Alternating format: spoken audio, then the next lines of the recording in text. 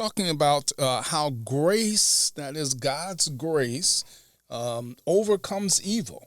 And he uses illustrations from the Holocaust to try to show this, right?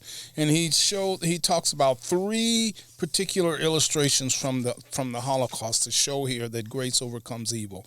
First, by showing that that Christians who were recipients of God's grace showed mercy to the victims of the Holocaust, right? And he talks about a town in France that kind of captured and sheltered those victims and that sort of thing. And then secondly, he uses the story of Corrie ten Boom, right, and shows how that victims were able to bear up under this tremendous Holocaust, right, under God's mercy, right? Right. And now we've reached the third one here, right? And this third one is probably the toughest one of all, Sure. right? Showing mercy to victimizers, right? Showing mercy to those who harm you, who mistreat you, who persecute you, right? In fact, with regard to the Holocaust, showing mercies to those who are killing off your family and that sort of thing, right? He says this third test that battered believers must face must be the most difficult of all. Whether as victims they are willing to show mercy to their victimizers, offering forgiveness toward their oppressors and tormentors. He asks, can you forgive your father who abused you as a child? Can you forgive the teenager whose drunken midnight caper down the freeway took the life of your young and beautiful wife? Can you forgive the cutthroat who partnered with you in business and then embezzled, all of your profits? Can you What's your response to that? Can you forgive him? Right? Yeah. It's more than just the slap on the cheek that we're supposed to turn the other cheek too. Yeah. I mean that's a slight emotional offense that's culturally based. But this is, I mean, the Nazi guard, the drunk driver, the person who stole your life savings. Those are people that were told to forgive, and it's not this. Again, it's not this kind of pie in the sky. We're walking in the clouds, and we're just saying, "Oh, that's okay."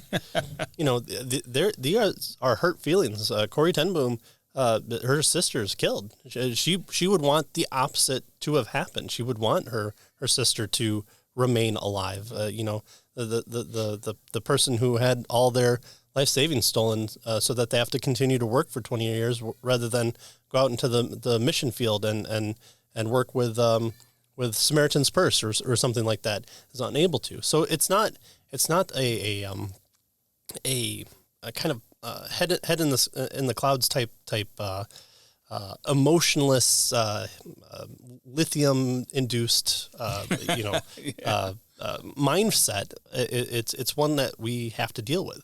And we've seen this this type of response before. I believe it's the case for faith. It could be case for Christ. I'm pretty sure it's case for faith. Lee Strobel has a story in there about a murderer who the murder victim's mom is talking to the parole board about trying to let the person that murdered her son go because he had reformed himself. He had given his life over to Christ, and he had changed his life completely, and she's speaking out against this. Or you have the police officer who thought she was in her home, and she was in a neighboring apartment, and she shot and killed the person. The brother of the victim was on the stand and said, "I forgive you," and got off the stand and hugged her. I don't want to say twice or for the 100th time or how much you've taken from us. I think you know that. But I hope you go to God. I know I can speak for myself. I forgive you. I know if you go to God and ask Him, He will forgive you. But I love you just like anyone else. I'm not gonna say I hope you rot and die just like my brother did, but I personally want the best for you. I don't even want you to go to jail. I want the best for you because I know that's exactly what both of them would want you to do. And the best would be give your life to Christ. I think giving your life to Christ would be the best thing that both of them would want you to do. Again, I love you as a person, and I don't wish anything bad on you.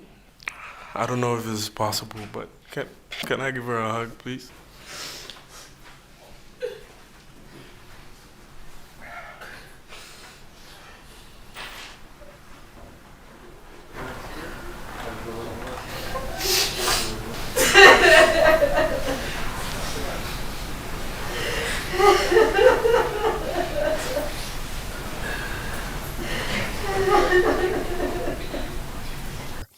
And he did this because he's a Christian, and people are like, oh, you shouldn't forgive like this. This does nothing. This won't change anything.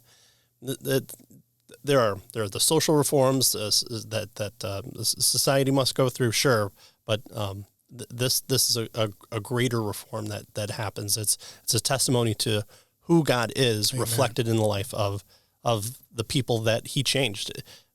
We forgive those things because those are, while difficult, are a slight compared to what we have done to a perfect and almighty God. And so because we were forgiven much, we forgive much. Why? 7 times is what we forgive? Nope. 490 times. 491? No. But yes, 490. But if you can get there, good. That's right. In a day. Right. Yeah. I got to roll over. Okay. All right. You write the coupon for the Mother's Father's Day. Yeah. All right. So we're forgiving the Nazis. That's what we're doing here. Yeah. So nowhere in the human heart tested more severely than at this point. If you want to know the moral fortitude of any system of thought, ask what price it is willing to pay in order to offer forgiveness to the vilest offender.